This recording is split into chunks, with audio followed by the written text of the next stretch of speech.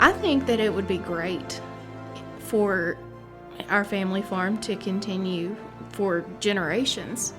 I mean, when you drive down the road and you see a farm with a sign out front that says, fifth generation, I think that's wonderful. It's an excellent legacy to be able to pass down.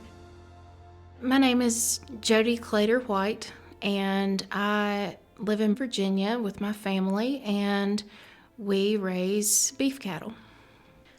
Oh, the life of a cowgirl is, it is very versatile in that I wear a lot of hats. I'm a business owner, I am a mom, I'm a wife, and then ultimately a cowgirl. I'm a caretaker of land and animals. Cowgirl is kind of just a term that I just like to use. I don't ride horses, I don't rope. I like that phrase because I deal with cattle all the time and I'm a woman, so cowgirl just seems fitting. My family actually got started at this when my dad first got out of high school. Upset his entire family when he decided not to go to college and that he would much rather watch the cattle graze. He just found his heart for being outside and tending to animals. My dad was actually the first generation farmer in our family, and you just can't be raised in that environment without a little bit of that seeping into your heart. Our operation is based out of beautiful Virginia, which is an absolute beautiful environment and a beautiful backdrop to make a living on. So from potatoes to cattle to kids, everything grows better. It's known for its fertile land, excellent summers. They're very mild, and we do have some tough winters, although they're not as tough as what some of the old timers can describe. It's a wonderful place for cattle. Most of your beef cattle and your Holsteins do very well. Some of the southern cattle, such as Brahmas, are more prone to freezing, but most of your Herefords and your Angus breeds, Simmentals, the Holsteins and the Jerseys seem to do just fine.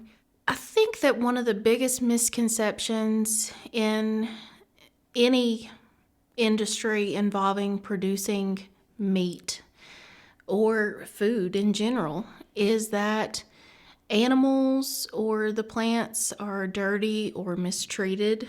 And that's definitely not the case. I mean, if you want to produce a quality product and get paid for that product has to be in good shape. So I call all of our cattle my babies, and most of them I can basically tell you who they are and what they look like. We try to make sure that everybody's as healthy and as happy as possible and have plenty to eat. You can't mistreat something and expect that to make you a profit at the end of the season. When we gather cattle, we try to have that group of cattle adapted to our feed truck. We will generally feed those for 2 weeks to a month before we try to gather them, and that just makes the whole process so much easier and so much safer for everybody involved. If they are preoccupied following that feed, they're much less likely to get spooked and to run. And so it's just so much easier and so much safer if they will just follow that truck versus having to, potentially rope them or even chase them, get somebody hurt in a four-wheeler accident or, anything like that.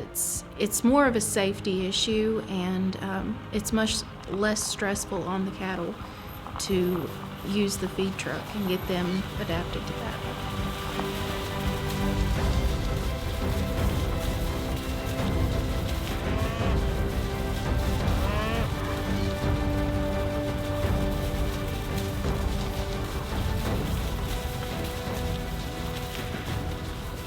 So when we get them led down to the pens with the truck, ultimately we'll shut the gate. From there they are trucked to a set of scales where they're weighed, because cattle are sold for their weight.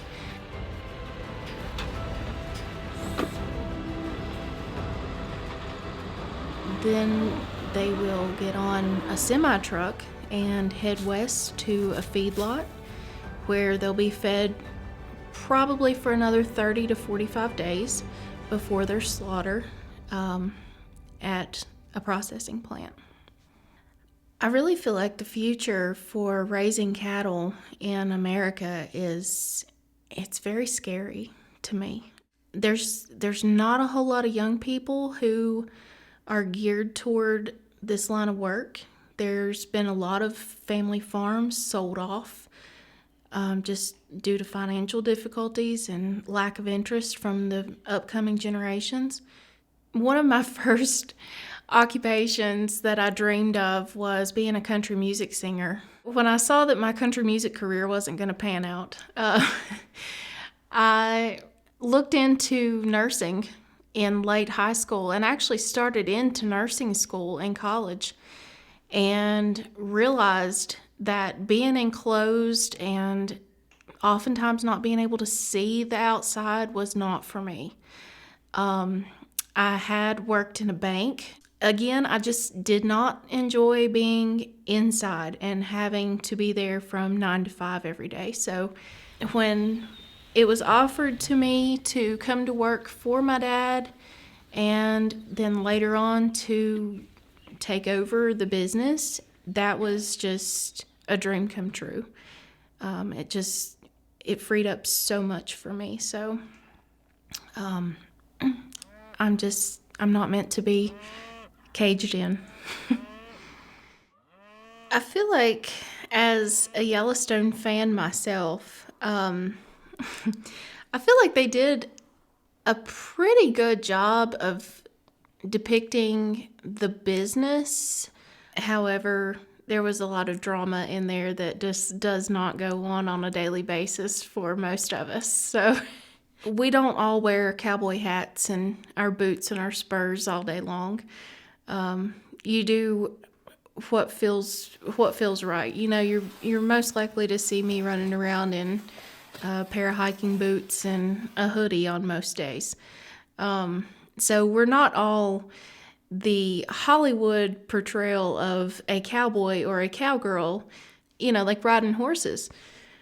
Riding horses is just not practical in today's world.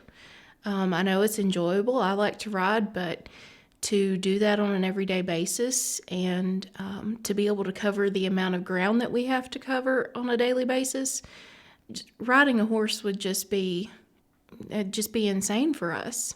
Side-by-sides and four-wheelers have really taken over as far as transportation. There's so much to love about just being in the outdoors and being a caretaker of the land, and it's very rewarding. There are days when it is hard. There's days when you think, some people don't have to work this hard.